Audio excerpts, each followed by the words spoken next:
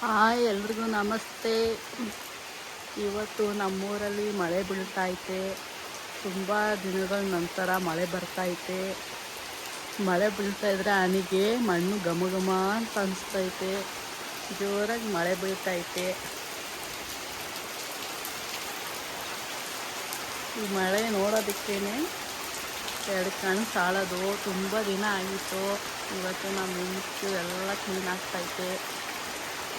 ಮರ ಗಿಡ ಎಲ್ಲ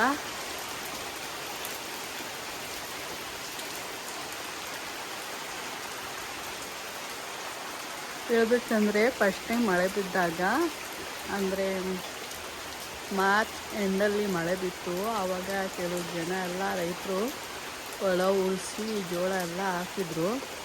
ಬಟ್ ಬೋರ್ ಇರೋರಿಗೆಲ್ಲ ಜೋಳ ಚೆನ್ನಾಗೇ ಬೆಳೀತು. ಪಾಪ ಮಳೆನೇ ಕಾಯ್ಕೊಂಡಿರೋರಿಗೆಲ್ಲ ಜೋಳನೂ ವೇಸ್ಟ್ ಆಯಿತು. ಮತ್ತು ಹಾಕಿರೋ ಫಸಲು ಕೂಡ ಬರಲಿಲ್ಲ.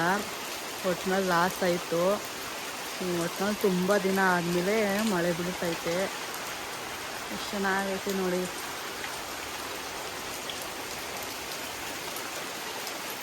ಈ ವೆದರ್ ಅಂತೂ ಇವತ್ತು ಸೂಪರಾಗಿದೆ.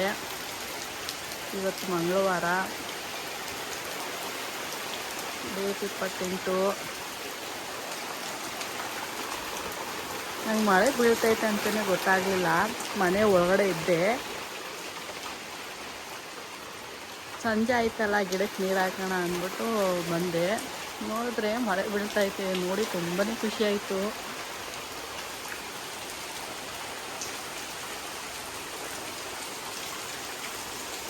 ಮಳೆ ಬರಬೇಕು ಅಂತ ತುಂಬ ದಿನ ಎಲ್ಲರೂ ಜನ ಕಾಯ್ತಾಯಿದ್ರು.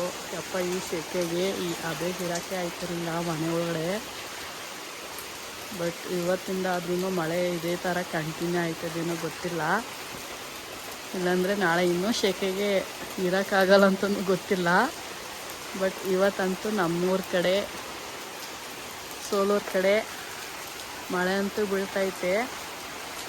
ಪಾಪ ಸೋಲೂರಲ್ಲಿ ನಿನ್ನೆಯಿಂದ ಊರಹಬ್ಬ. ಪಾಪ ಅದು ಇವತ್ತು 2ನೇ ದಿನ ಊರಹಬ್ಬದ್ದು. ಊರಹಬ್ಬ ಟೈಮಲ್ಲೇ ಮಳೆ ಬಂದೈತೆ.